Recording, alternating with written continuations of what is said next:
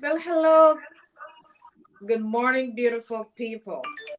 It's such a pleasure to be here this morning because we are alive. And I do hope that you give gratitude this morning when you got off your bed because it's so important for us to be so grateful and give gratitude. I am Karen Pascal, a holistic health and wellness coach and a co author of two ebooks with my sister, Joan Williams. This morning, we got a very, very interesting topic and a very interesting, beautiful guest this morning. Dr. Diane Londono.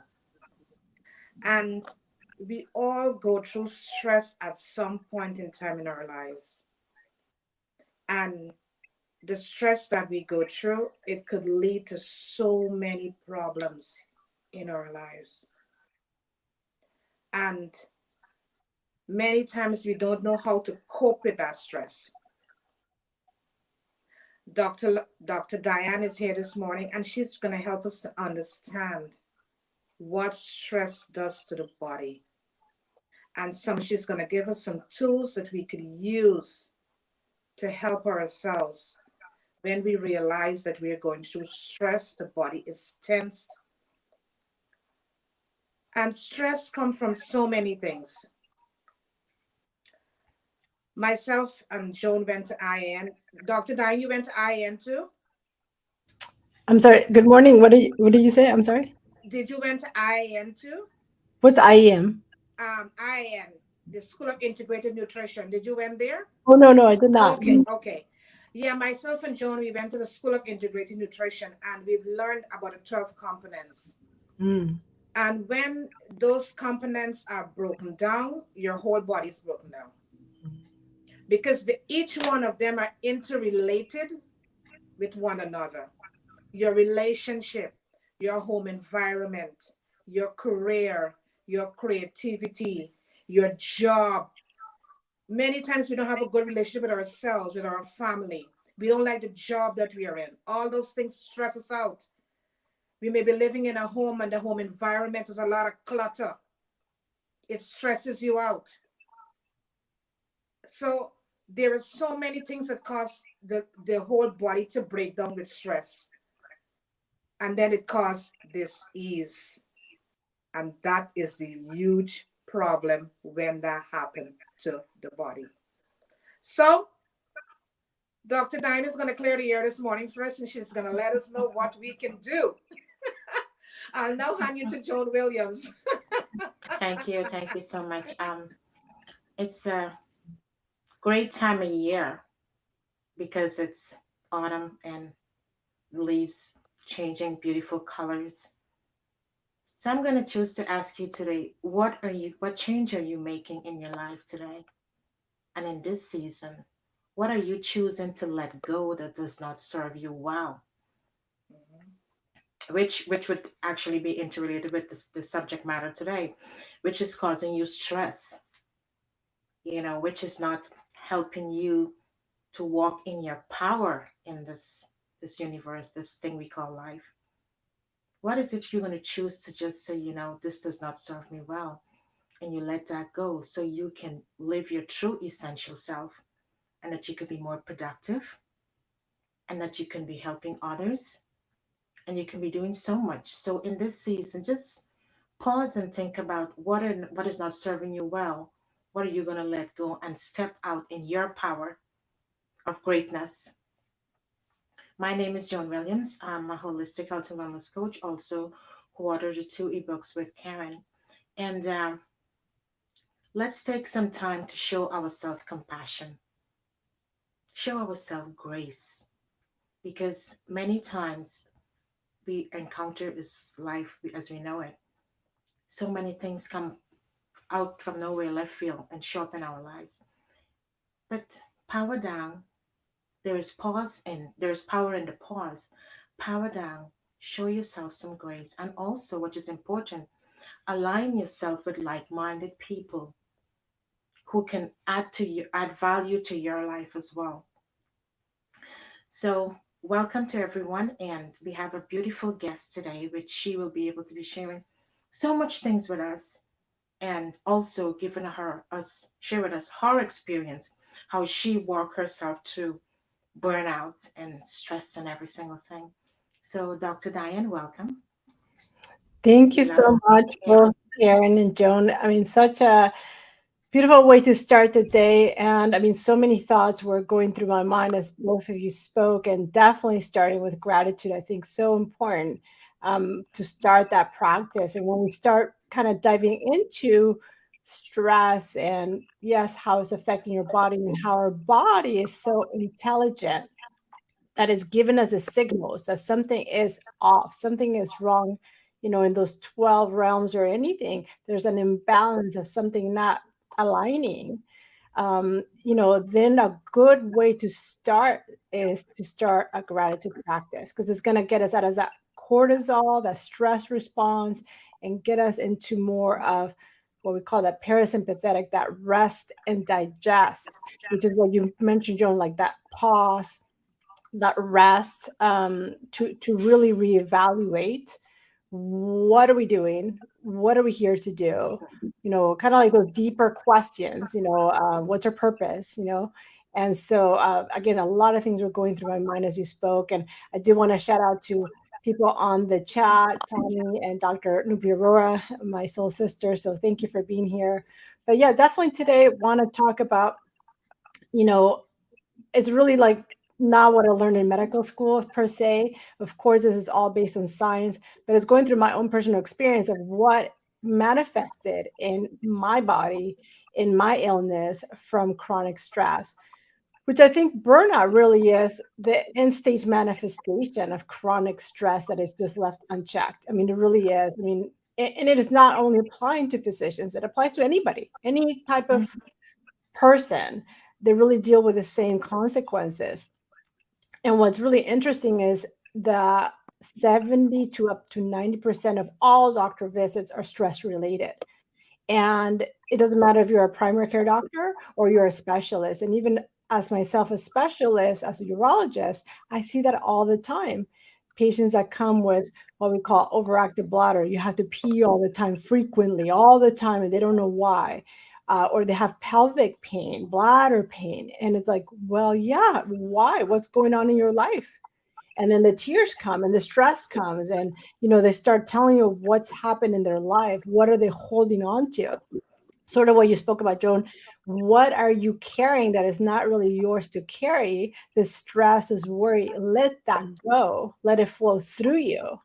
Acknowledge it, view it, but let it flow and not hold it, because if you hold it, it becomes your disease. It becomes your, my patient, your overactive bladder, your pain, your inexplicable symptoms that nobody can find on scans because they're not visible on a scan. They're just energy that is stuck, that is now causing a disease. So again, it just really was, picking up on a lot of the things you both mentioned. So important.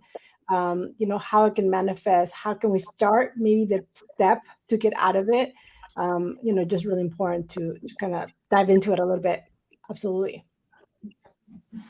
Thank you so much. I mean, everything you said is it's so important to all of us, just the way how we should live life and with purpose, with passion, and how we can ease into what is not good for us, let that go, and move into what give you the substance and the value that you can step in that power, greatness. So thank you so much for being here. And we will talk a little bit about how you got started here, and then you can further continue with that. So we have Dr. Diane Londono. Hope I said it right. And she is the founder of physiciancoachsupport.com, which is beautiful. And that what that really is that where doctors can get peer support over Zoom 24/7. She is a certified life coach and one of the few Latinx urologists in the country. She has experienced burnt out twice herself. Because of because of that, now she writes and speaks about that and share it with the world, about personality, about wellness and humanity in medicine. She shares this on social media and on television. She says, If the physiciancoachsupport.com can pull one doctor back from the brink of burnout, that's great right there. So thank you so much for all that you do. I mean, yeah, yes, we know physician, they do get burnout, and it's nice that you formulate this space that they can come with their peers and receive the love that you can give them and help them to move them back into space of not being burnt out. So thank you. So tell us how you all got started with this, with Yeah. the Well, I mean, program. yeah, of course. I mean, the numbers, the data, because I think some people are surprised because they don't realize how bad it is, how much people are suffering. So in the United States, and this is globally, because I've spoken to people in Canada and Mexico and UK, they're the same sort of numbers, which is quite tragic. But in the US, the latest numbers is up to more than 60% of physicians are burned out, meaning they are feeling apathetic. They just don't care, they personalize, they're just not really present. And because we're in a state of stress, when you're stressed, you cannot think logically. I mean, it just doesn't exist. When you are trying to fight for your life, which is a stress response, you're trying to run away from the tiger, but there's no tiger, there's just all these external stresses you're not processing well. You can't logically think. And so if you're doing a job where you have to think of all this data and information and decision making, you start making mistakes because you cannot do that properly in a state of stress. And then, of course, you're just not present. You're not compassionate. You cannot be loving and present because your cup is so empty that you can only give when your cup is overfilling, and not when it's at 20%. Because at that point in time, you are reactive, you are, not that loving, you are, your temper is again a little stronger, and you're just not going to be present for that person that needs a little bit of compassion when they're scared or when they are nervous. So physicians are feeling that. 25% are depressed, 30% are suicidal. I mean, they're thinking, how are they going to end their life that day, and then they're seeing you that day. So this is something to think in the back of our mind as patients and as, our colleagues, what they're going through. And more than 400 complete suicide per year, every year. So two of my medical classes, are disappearing, every single year. And it's tragic because it takes so long to become a physician. It's so much training. And it's not something that you can pick up in 2 years course and become a physician. It takes a lot of learning, practicing, repeating all this because it's so intricate, the body. And then, we just don't have enough trained physicians. And the ones we have are, again, not really present, not feeling that joy, that purpose that they initially perhaps, really brought them to medicine. They brought them there, but then now they're there and now they don't have that joy. They don't have that passion, that enthusiasm, the light is gone. So it's important to realize that. So for me, I kind of became the statistic. Urologists really were in 2020 number one. We were really with the highest burned out specialty. Now we are at the same percentage, 48% of us, but we moved down because everybody else went ahead of us. And that's usually all the physicians are at the front line from COVID. The infectious disease, the ICU doctors, emergency doctors, they all surpassed us. But regardless, I definitely, that's something I dealt with twice, very differently each time, different circumstances perhaps. But this last time was really very prolonged. It was about a year long of my body manifesting, when we talked about earlier, these signs and symptoms, the disease. I was not sleeping well. I was, a negativity vortex of, there's no joy, there's no enthusiasm, no laughter. It was just like judgment, focusing on all the negativity, grinding my teeth. I developed asthma at the age of 42. That's pretty remarkable to become asthmatic at 42. And I don't have that anymore, but I was asthmatic. Chest pain. I developed joint pain, which was then some testing called rheumatoid factor, which is an autoimmune disease, was elevated. And I don't have autoimmune diseases, but that's what happens at the end stage of this chronic stress. Your body attacks itself from within. It is just attacking, and it's an energetic bomb. I mean, really, cortisol, which is a stress hormone, I mean, it's an inflammatory state, and that's how it manifests. Again, you get asthma. That's an inflammatory state of the lungs. Chest pain. I mean, your chest is hurting, burning, all the joints, all the stuff. So again, it's going to get the pelvic pain, the bladder pain, all these symptoms. So I didn't really change anything in my life, my job, my family. I mean, it's the same. But what I changed was sort of what we talked about at the beginning. What are you putting your focus on? What are you starting your day with? Gratitude, really transform it to get out of the molasses of those lower energy, lower consciousness, and start ascending. But really truly also is, how do you get out of the lower? You've got to really string it together with spirituality. And I think for me it was a spiritual crisis for sure, where I began to ask myself at night, like, what am I good at? What is my purpose? What am I supposed to do here? And what is my calling to do something? And yes, I'm a physician, and that's a skill. I have a role, temporary. I mean, they're all temporary, but like, what else am I doing with that? Is that really my purpose? Or am I going to do something else with it? And so really starting those wheels of that spiritual question, those deeper dive. But it began with coaching. I began with, yes, I'm going to become a life coach. I'm going to get out of medicine. I'm just going to do that full time. And that was the first step. But again, as I dove into that awareness with the coaching, and basically your thoughts become your feelings, your actions and results, then it really got deeper into spirituality. And I really do think that's the way to string up and leave those lower places where we're, again, apathetic, um, overwhelmed, feel guilty, we don't have boundaries. We got to ascend somehow. And that's a very powerful way. So that's really kind of how I got into it. And then as I was going through my training, I thought, well, if I'm trained to be a life coach and we have these skills now, I'm not a psychiatrist. So how can I then use these skills to help other colleagues who, again, are in this midst of burnout and they're suicidal and we're losing so many? What can I do? So I thought, well, I don't know how, but I know why. And I know why I want to do this. And I believe in hope and abundance and love. And so I'm going to do something which I have skills for to help my colleagues.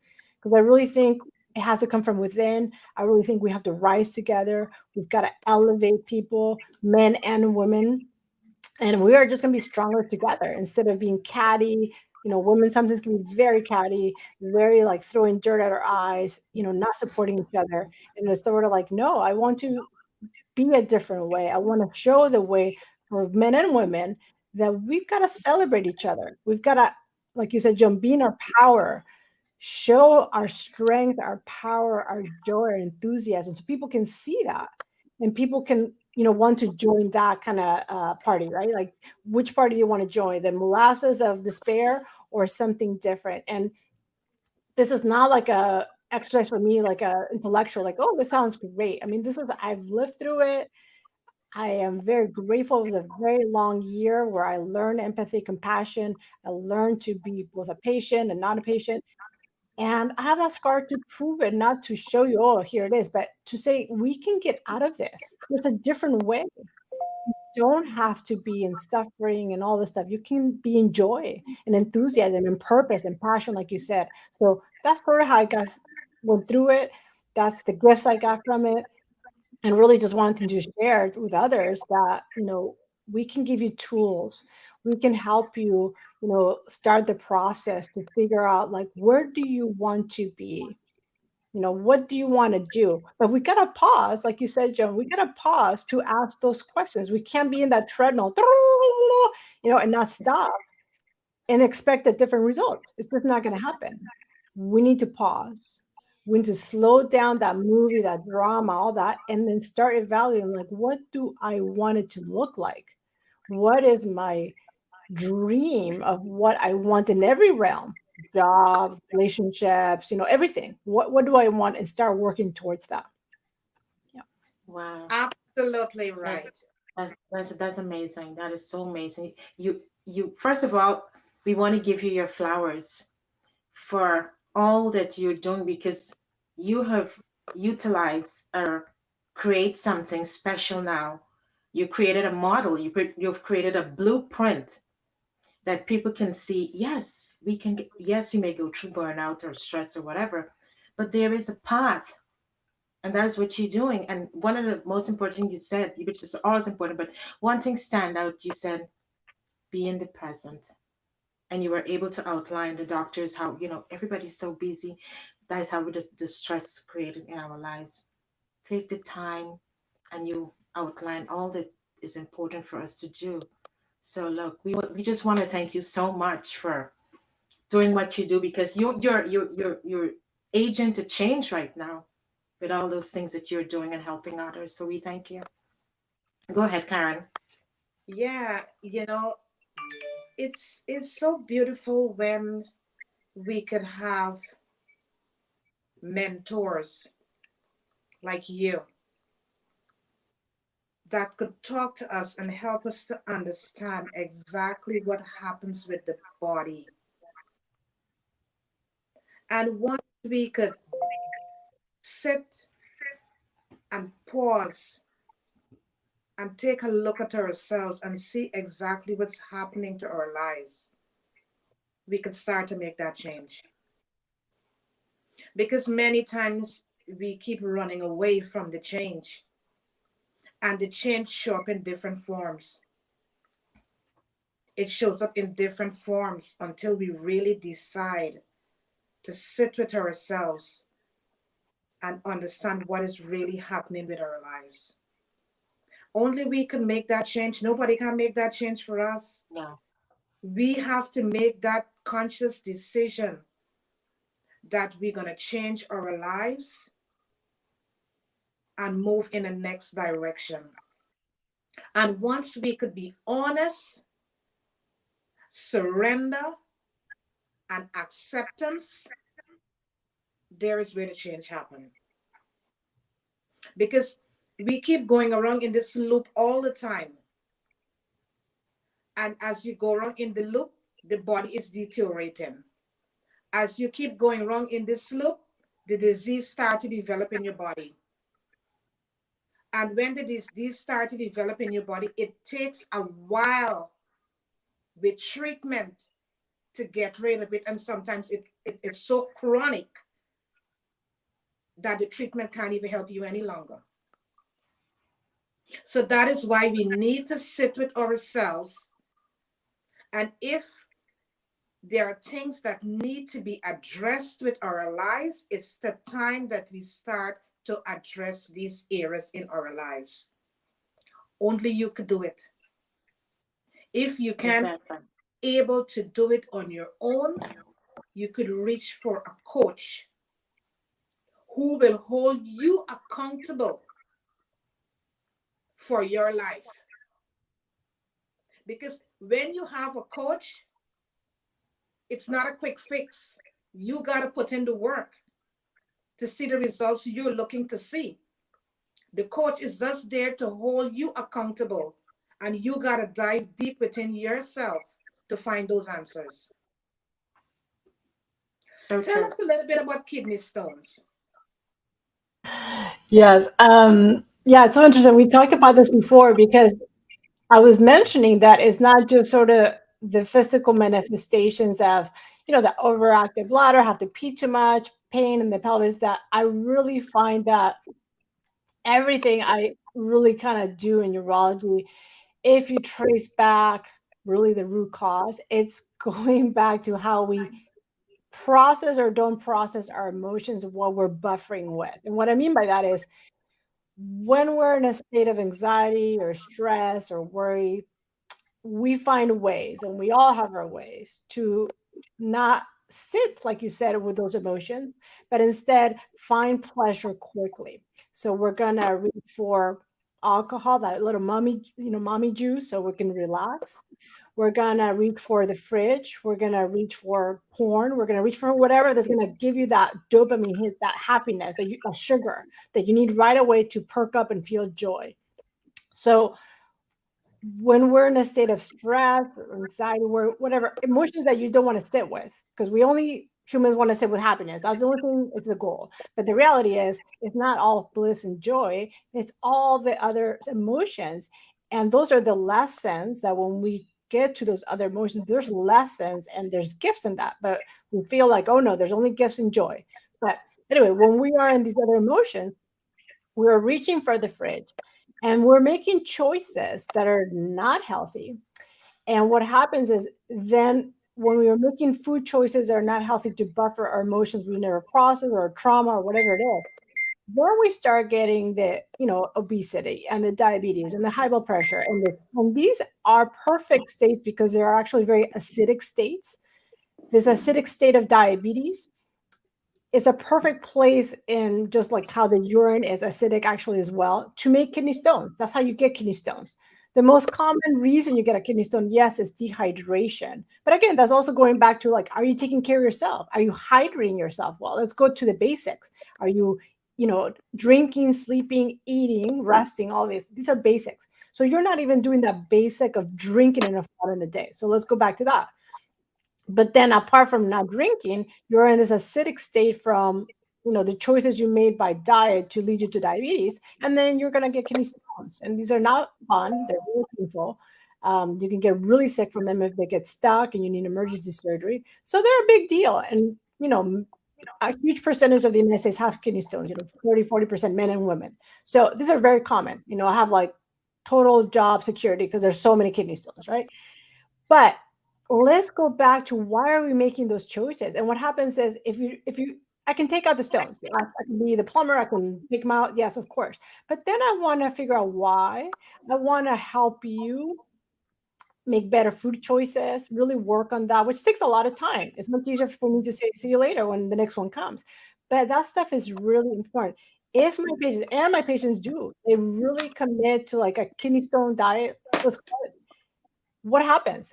They start losing weight. Their diabetes goes away. They feel better. They get like back their confidence because now they've shed all these pounds that they were carrying, which is also like, emotional weight, right? Like these emotional weight you were buffering, and their life changes. Their life really does change. And so it all kind of goes back to the same thing. Like, how are we processing or not? But we're not taught to sit, to process, to feel like in our body. We're taught to be up here in our head all day, like thinking logically, well, this, and the body is like completely disconnected. And we are together. Like people are very surprised that yes, their brain and their bladder is connected, but it is like your nervous system, your lymphatic, your energy centers, all that, it's all connected. So if you don't address the mind, the rest of the body won't get better. And I mean, even for me, it was challenging to realize like, oh, this is like a whole energetic stress problem. I kept thinking this is COVID every time. No, I don't have COVID 100 times. It's stress. It is unrelenting stress and focusing on all the negative and reading the news all day that, is just recycled like clickbait, clickbait, clickbait. Instead, focus and read things that are uplifting. Read things that are going to make you feel joy. Do movement. Let's talk about movement. We got to get movement in our life. Movement of the mind, movement of the body, movement of the thoughts, of the actions. Just like you said, Joan, what are we changing? That's a movement. That's an action. We got to do that movement. And sometimes the body movement can be a catalyst to get the other kind of gears going, to start saying, ooh, like I need to move, I need to change. So a great way to also incorporate some change in your life is movement of the body. Get that favorite song and just be in your office, in your car, move, release that energy. I mean, if we go back to ancestral, indigenous, what did they do? They were around the fire, they were drumming, they had the frequency, the beats, they were moving, shaking, right? You're releasing that energy that you don't want to carry. You're releasing that stress, even the excitement. It's not just releasing the negative. Sometimes you have to release the joy too, because otherwise you start getting a little manic, a little hyper, too much. And that happens to me too. I get a little too hyper. So you gotta release it. And so that's another way that, you start with gratitude, but you have to have awareness. Where are you going? We have to have time set aside to slow down, to pause, to read those things that are uplifting, join that circle, that tribe that, elevates you. And then get movement in your life. I mean, like move.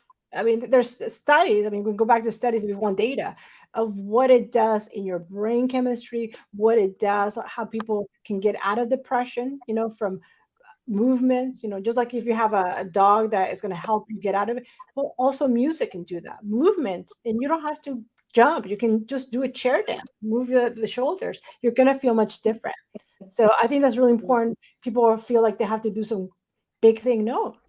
And then, yes, coaches. Yes, a therapist. Sometimes your neurochemistry is so out of whack. There's no way a coach alone is going to do it. You need to reset the neurotransmitters, get that serotonin, that dopamine leveled so you can think clearly, so that fog can go away. And then you get a therapist and a coach and your tribe and your mentor and everybody to really help. And so it's not just one that works. It could be a many, many things. People always want one. Well, sometimes you need a lot. And sometimes you have to change it, and it's fluid, and sometimes you focus more on one thing and then you switch it to something else. You can't be so attached to the one thing.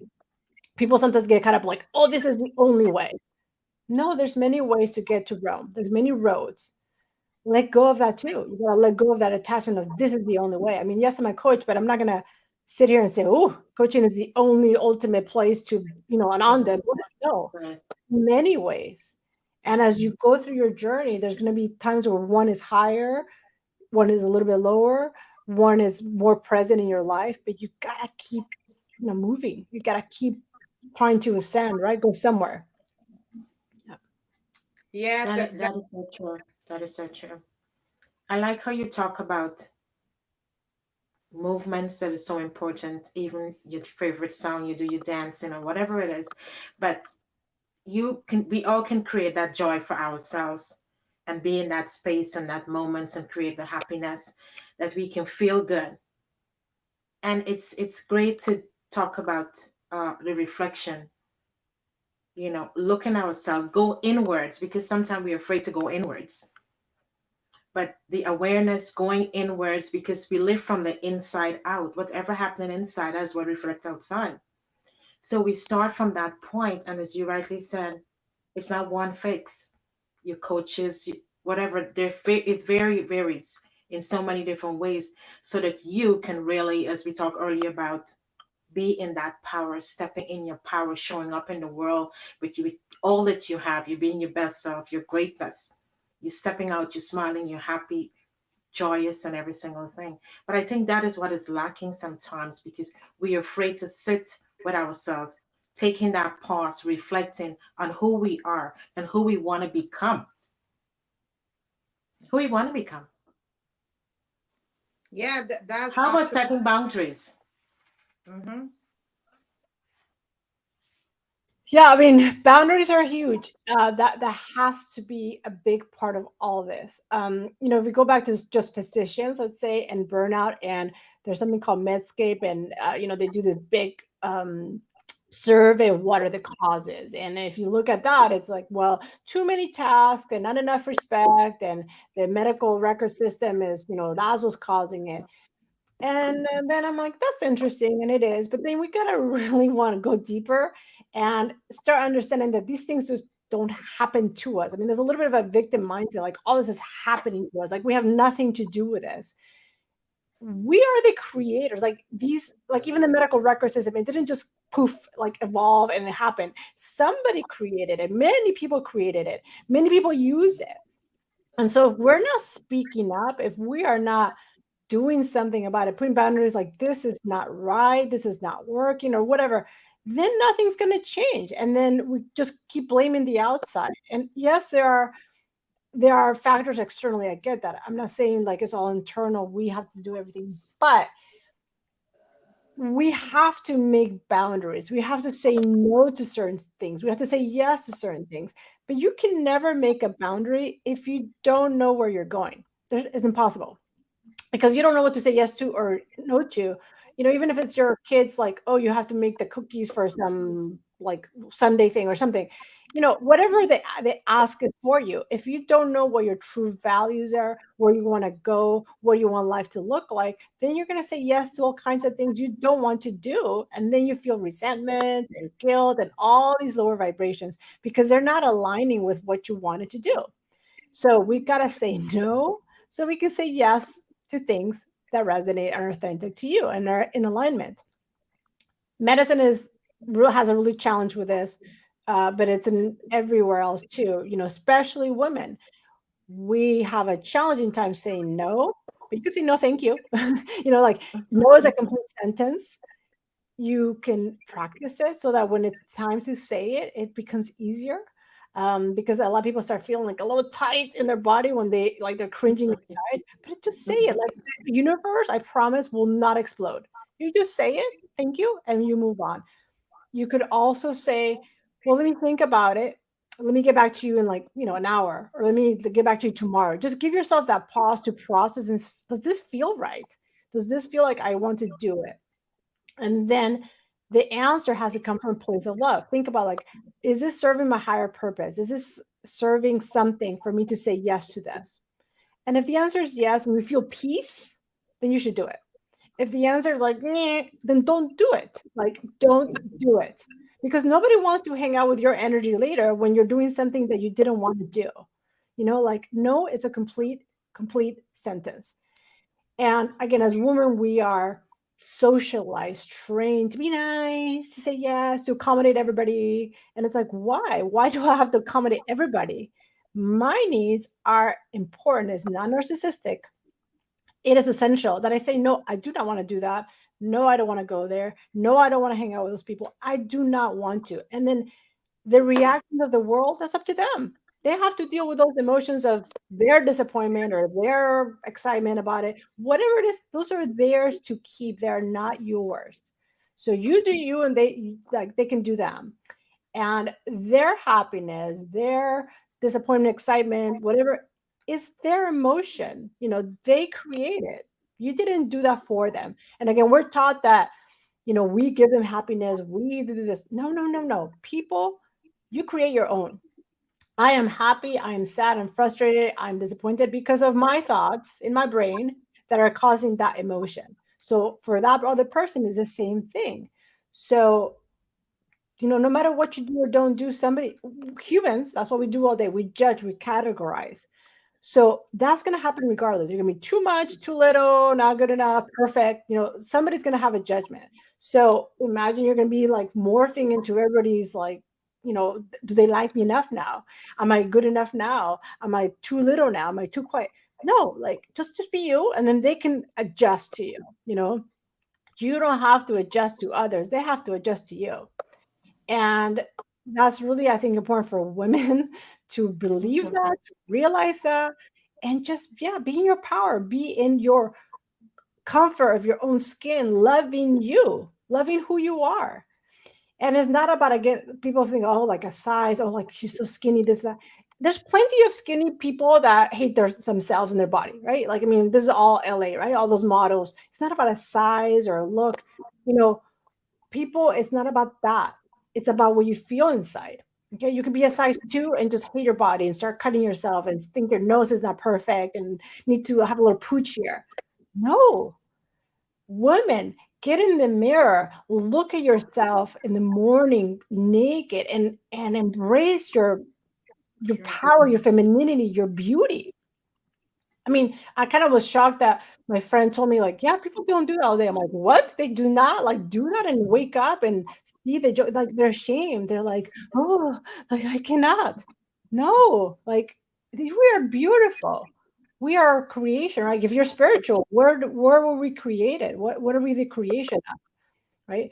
Yes, it's an external shell, but look at your own eyes and look at yourself and say, I am light, I am joy, I am beauty. I'm here to, see the other soul every day.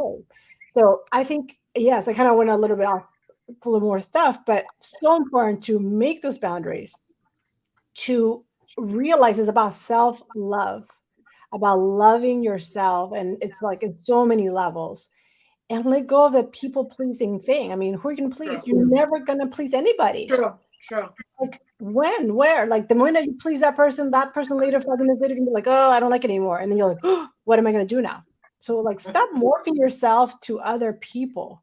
Like, you're just chasing a dog's tail all day. And like, you're just going to get exhausted and dizzy and nauseous. I mean, just be you, whatever that is, just be you. That's powerful. Absolutely on point. You That are is so so on powerful. point. You are so on point.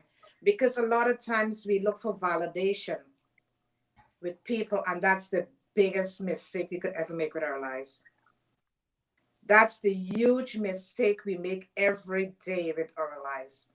Hmm. And we also tell ourselves these hateful and nasty things we tell ourselves on a daily basis, you know, and it's all stored in that subconscious, and every day you keep repeating it to yourself, giving yourself that energy every single day. It's not doing you any good. No. It's just Mm-mm. not doing you any good. You gotta pause and self-reflect and see your self-worth. Yeah, that's so important. I mean, I see that all the time. What your dialogue is, not just internal, but what you say out loud when you're speaking about yourself, or oh, I'm not good at that. Oh, I can't do that, or like the no, no, no, the bad, how bad you are at this and that. Listen to the words you're saying when you're writing, even in a text message. Like many times, I'll start writing and I'm like, oh, and I erase it, and I'm like, I'm gonna switch what I'm gonna say because I want it to Right. be with intention. What I'm writing is with intention, not just like blah blah blah blah blah. Because your internal dialogue about yourself is really important. We gotta talk to yourself like you would like a little child that you love. Love yourself how you're speaking about yourself. Right. Again, it's not about narcissism, but it's just about like just true love and compassion and being like, yeah, I mean, sometimes you don't reach the mark you wanted to do, but you're like, okay, well, I'm gonna try. It's not just, oh yeah, you're human and just keep being an asshole, right? Like, no, you gotta be human, but then lead with love. And sometimes the external success, roles, accolades, it seems like we are, no matter the intention, they outside may look the same. But you only know that when you led with love and when you did something out of love, that's the most important thing. And again, the judgment will happen, no matter what the external things are showing up as. But like I did that out of love. Maybe they interpret a different way, and we all interpret everything with like this much information, right? We don't have the whole story ever. But if you did it out of love, then you just say, well, I mean, my intention was good. I am sorry that they didn't receive it that way, and you Right. just kind of keep moving on and just, send them compassion, send yourself and move on. But, it will happen where you give and they're not ready to receive and there's resistance, right? Their ego, all this stuff is like resisting the love you want to give, or like maybe a comment, but it really is coming from love. People resist it. People like don't like that mirror. They don't want to see that side. They only want to Right. see one side, and there's a lot of resistance. And that's okay. Like we all have a journey. When the student's ready, the teacher appears, and that's what it is. We can't be like fighting it. Like we just show it, and then when people are ready, they come. That's also something we're always trying to change somebody else. Like, will they be this? Will they do that? No, they're gonna have their own journey. They have to be ready to make that change. You cannot make it for them. Just like an alcoholic, just like any, addiction.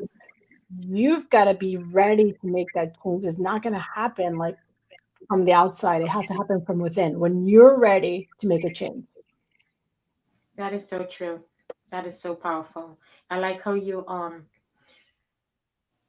teaching us how to look at ourselves, give ourselves that validation, strip yourself down and look at your body and, you know, say you're okay. You just love yourself, because when you love yourself, then you can love others authentically. So just love yourself, give yourself some grace, pour that into yourself so you can able to use that in your life and be much more powerful than who you are. Because we all are great in our own way. But Yeah, look at it and pinpoint it from different areas and talk to ourselves, because what we say to ourselves really matters. That is so absolutely right. important. Absolutely right, John. What we And say to ourselves. as you say Stop that, the negative talking to ourselves. yeah, as you say that, it makes me come to the point that have a relationship with yourself. Yes. Because many of us don't have a relationship with ourselves at all. And if we don't have a relationship with ourselves, how could we have relationship with other? No. You It can't. comes first. It comes with us first.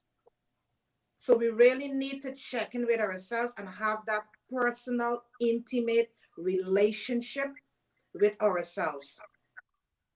Can you Love touch a you. little bit? Exactly. Could you touch a little bit on Cancer and the chakras? Can you touch on which one? What did you say? Cancer, Oh, cancer. Cancer and the chakras. Yes. Well, yeah. I mean, I'm not an expert on chakras, but I mean chakras, for those that don't know, they're energetic fields. There's 7 of them. They start from the bottom and move up, and they're just energetic fields. And then different cultures, different fields are called different things. But the lower ones are lower vibrations, and then again you start sort of ascending. So it's like the color of the rainbows: the red, the orange, the yellow, green, blue, violet, and then your crown chakra.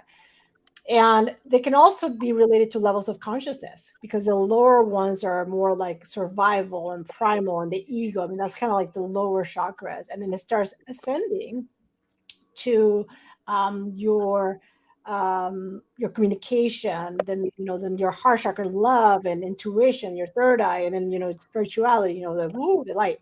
So they all fit. And I mean, I guess if we discuss about cancer, I mean, there is actually a great book. It's called The Cancer Is Me, that talks about, it's a great way to integrate sort of the talk about energy and cancer, and how that could be some relation. And obviously I work at a cancer center, and they're not going to say that energy causes cancer, but we are all energetic beings. We, at the cellular level, what's happening in our cells, or any neurological, any digestive, any process we are doing, there's changes of, like, nerdy talk, like electrons and potassium and sodium, and these are like little things that are happening that are electric things, and we're electric beings. We are energy. I mean, if you touch your hand here, you feel the warmth.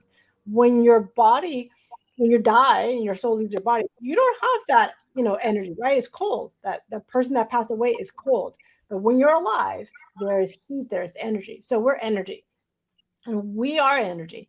And when, again, things get blocked, we start manifesting disease. And depending what that block is, we feel it in different areas. And then when that energy doesn't clear, first it may become just a pain. Oh, I have the pain here. Oh, I have this like right belly pain, and like nobody can find out what it is, right? And we have to figure out, well, like, what are you holding on to? What are you not letting go? And then when you start digging deeper in that, you realize, like, that is manifesting into that body spot, that chakra, perhaps, right? That energy level. And it's becoming a symptom of pain, then it becomes a disease, and then it really becomes cancer. I mean, like, and there's studies about this too, like the relationship of women who have breast cancer, which is very common, 1 in 8. But the women that tend to have breast cancer are the women who are the givers, right? Like, what is your breast glands? They are like nurturing, giving glands, right? Like when you breastfeed, things like that. So when we have these women that are givers, givers, givers, givers, and they never take care of themselves, they have a much higher rate of breast cancer, actually. And there's studies to prove that and to show the correlation to that. So when you give, that becomes your disease as well. And so that's for breast cancer, but it can be for other things. And I see it frequently. I'm like, one of my patients had gallbladder cancer, which is really rare type of cancer. And he's like, your gallbladder holds the bile. Bile, it's the fluid from the liver. But um, when we think of bile, we also think of like anger, right? Like, it's really distasteful. Bile is really like a distasteful kind of liquid. If you were to taste it, really, it's really, really strong. So when you're holding on to anger and resentment, and like this patient is very much was doing that for years, because I mean, I've known him, and then he develops this cancer, and then I'm like, that's interesting, right? Like, out of all the cancers, you develop that. I have another patient that developed like esophageal cancer, also rare. And he's somebody that, like, wasn't expressing, like the throat chakra, right? Like the expression, not expressing himself, really not taking care of his own needs and saying, what do I need? As a man, many times they cannot be emotional, they cannot express their needs. It's sort of like they also have their own, sadly, things that we put on them too, right? So he develops this cancer, right? In this area. So interesting, right? Because like that energy is blocked there. So yes, I did not learn that in med school, but like you have to kind of dive deeper and realize like these things are interconnected. We have to go a little deeper. Um, and I'm not advocating for just, energy clearing for cancer. No, of course not. We are going to do standardized treatments. We're going to go with things that are proven surgery or, chemo, whatever it is. But we also have to work on the mind. We know Yes. that people Mm-hmm. that have a different or positive mindset do much better during cancer treatments, during any illness, when their mindset, when their thoughts are positive, their outcome is so much better. Those that fester in like the negativity during the treatment or like the guilt, the shame, whatever it is, like why me, like the victim mindset, they don't do as well. They don't get out of the hospital faster. They don't heal as quickly. And again, you're not going to heal well also, even just physically, like a wound. If you're in a stress response, that's cortisol. It's breaking down your body. Exactly. So you're not going to heal. If you're like in a stress response with high sugar, when you're in cortisol is running high, your sugar gets really high. Just like, if you're diabetic, you get stressed, your sugar goes high. Well, yeah, imagine chronically sugar being high, your wound is not going to heal. So that's what it's doing in your body. Your sugar is going high, your blood pressure is going high, right? Like when you get stressed, you go to the doctor, your blood pressure goes up. Now you do that chronically, your arteries get hard, and then you end up with a heart attack. So that's how it manifests into your disease, your stroke, your heart attack, chronic stress again, right? So it's all related. And so we have to pause and say, what am I doing to my body? Right. you know the mind is so powerful. What we put in our mouth is so powerful. Like it could be your disease, because it will become, McDonald's is going to become your disease, or you can give foods and drinks that are going to heal you. What are you putting in your mouth? That's going to be really like your medicine, or not your medicine. So we've got to be mindful of what are you eating, how much are you eating, what are you doing with that? Because that really becomes, again, your disease, what you put in your mouth, your mind, your body, all that. And then you can be, because our natural state is actually health. That is our Mm-hmm. natural state. And why is that important? Because we are here for a purpose, right? To fulfill that purpose in life, your dharma, if you call it, right? What is my purpose? And if you're in a state of disease, right, you cannot fulfill it when you're in dialysis 3 times a week. Like, how are you going to go out there and do your work? I mean, you could, but it's a little challenging when you keep going to the hospital, you keep going to doctor appointments, like you have side effects from medications, you know, but if you are in health, when you are aligned and you're in health, you can do a lot more stuff. Maybe you're going to live 90 years instead of 50 and die of a heart attack, right? You're going to be able to do the work much more efficiently, effectively, and with much joy. Because when you're sick, you don't feel joy. You run Mhm. through a lot, like you don't feel well. You can't give because you're having pain, or you're, not feel like, if you ever had pain, like nobody's happy pants. They're like, oh my God, like it was awful, right? Like you're not being joyful when you're in pain. How can you be? So when you're in health, it's a much different picture. Yes. Absolutely right. You're so right. Could you share that story about the man that came to your practice with his pants and he was crying? With what came with the practice, and he was doing what? The man that came to your practice with his pants and he was crying, and you He had to had kind of like calm down. bag, a urinary bag, and it was in his pants and it was bulging, and he was so upset. He was not in pain, but Mm-hmm. it was in discomfort and shame. And Oh one yeah, simple that's what we thing talked about. Yeah. about him. Yeah, this is like, yeah, I mean, yes, this is interesting. So I had a patient that, could not pee, so he had a catheter. And that's just a little tube that goes in your bladder to get rid of the urine when you cannot pee yourself. And this catheter usually is attached to a tube and a bag. And he came for the first time. He was he's so cute, this elderly, like 80s, little Cuban man, like adorable, with his wife. Came in, and we're talking about like what we're gonna do, and what are the steps we're gonna take. And he really thought that that day, that consultation, the catheter was gonna come out.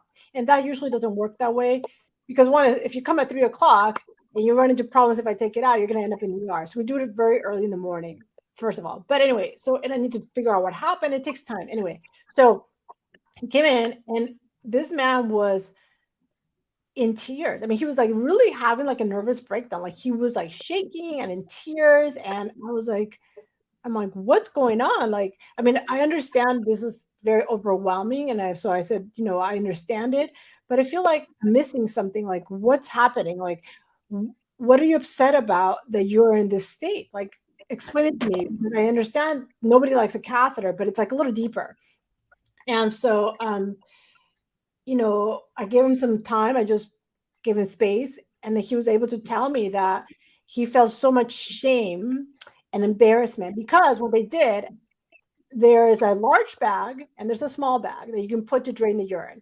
And the small bag can go under your pants and nobody can see it. But at the nurse, at the hospital, whatever it was, they only gave him this huge bag. So he was literally walking around everywhere with this huge bag of urine that everybody could see. And he ended up even just like cutting the pants, which was made it even more visible because he couldn't hide it under the pants. He cut the leg pants, so he's like more exposed, walking around with the urine bag. And he was in so much shame to walk around in this state. And so I said, hold on, like we could fix that. I said, I'm not going to take out the catheter today, but I will give you a small bag that you can put under your pants and nobody will know you have a catheter. And he just like completely changed, lit up, and was so grateful. First of all, like somebody took time to just understand his problem and his fear and his shame and what the cause was, not just of having a catheter, but it was just the bag. And so we gave him a smaller bag. And then the guy was like, oh, like the whole weight of the life, just got lifted from him. And of course, he didn't like having the fully overall, but that wasn't the point again. It was the bag, the shame of walking and being in an exam in a waiting room with this bag. And so, of course, you're for me, we see catheters all the time. We are not, we're kind of desensitized in a way, and we're not carrying it ourselves. But for this man, it was really important. So we fixed that. And then it was like, okay. And so we have to pause. We have to feel what's going on. I mean, I could have just dismissed and be like, okay, let's go next one. Okay. But I was like, I really felt something was not right. And I wasn't getting it initially for the first 20 minutes. And he was in a lot of distress. Again, he was a soul that was not doing well. Because I even asked the wife, I'm like, is he usually like this before this happened? I mean, he was in a lot of like anxiety and like almost having like hyperventilating. So it takes time to pause, to acknowledge that fear, that shame, whatever it is. And sometimes we can't fix it. Like maybe I couldn't have fixed it. I don't know. Maybe there could have not been a fix. But I acknowledge that person. What is happening to you? What's hurting you emotionally? And try to just address it. And again, we don't always fix stuff. We don't. I don't fix stuff. I just listen to people. People think, I'm a surgeon, and so we think we do. But half the time I just listen to people. I'm like a psycho-urologist. I just listen to you and give you that space to be scared, to be doubtful, to be worried, to be whatever you have, and just be that. I'm not trying to change you to happy. Like I really am not. This is not McDonald's. We don't give Happy Meal, right? I just let you be in your sadness and your fear and whatever. I just let it be. I'm not trying to please you and make you happy. No, like sometimes you can be. Definitely, hopefully I do surgery that's going to help you, of course, and you're going to be happier. You don't have a catheter, of course. But that's not my end goal, your happiness. Like, I just want to let you be in that state that you're coming. You got to just let you be and stop trying to fix people and get them to like the happiness. No, I'm just be in the state that you're, even my children, when they're crying, yeah, cry. Okay. You're upset. You're frustrated. Yeah. We're going to let it right out. There's a time frame. We can't be there all day, like we're going to cry, but like at a certain time, we got to move on. But I'm not going to be like, oh, let's be happy. Like, you want some ice cream? No, like, let's just let you be where you are. And that's what it is right now. You are feeling this. Okay. That's it. Absolutely. Wow. Beautiful, beautiful, beautiful. Thank you for saying that. Yeah, it's amazing when you explain all these little things in details. that could help someone to understand how to really go about to live their life. Yeah. Because You bring a lot of many clarity. times we are so lost and we feel stagnant. But if we could incorporate these things in our lives each and every day, it will help us to really live a life of fulfillment. It Hmm. is so important. Yeah.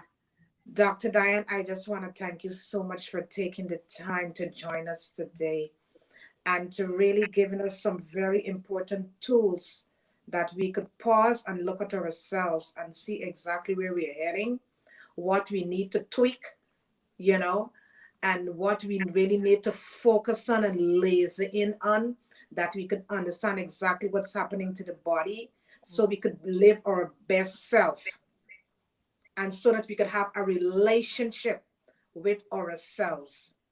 Mhm. And to the So true. viewers out there, I just want to thank you so much for joining us today. Thank you for all your beautiful comments. If there is any question that did not answered, Dr. Diane will go back in the comments and she will answer your questions. Mhm. She will do that Yes. for you. And all of her handles are pinned in the comments below. If you want to get in touch with her, her comments are pinned in the comments. Her handles are pinned in the comments below, and you could get in contact with her and ask her questions if you want to dive deep further into understanding the body and how it operates. Thank you, Joan, for Yeah. joining us today. Also, thank you, Tom, the technical man behind the scenes. Thank you, Tom, for doing all the technical work for us. Joan? It's great. Uh, Dr. Diane, I mean, oh wow, you blow our mind. You lit us up. You got our juice flowing because you bring it. I mean, you bring it. You leave it on the table, and the clarity that you've brought to us this morning is just traveling us through the journey that we can just be better, more better of ourselves. And clarity is a beautiful thing because it gives us a sense of direction where we can move forward. We're in October. We Mhm. can start making that change to conclude 2022 and step into 23 with our greatness, with our power. Just show up in the world and be our best. So we just want to thank you so much for gracing our presence and really for what you do as an individual, as a person, as a doctor. You share so much with us. So we're so thankful to you today. So viewers, thank you also for coming and watching the show today. And Karen and I create this show in you with you in mind because we want to bring new stuff every time so that we can add to your life and give you much greater value. So thank you, Tom. Yes. Thank you. Thank you guys so much and have a wonderful week. See you guys on Friday. Thank you so much. Thank Thank you. you. Thank you so much.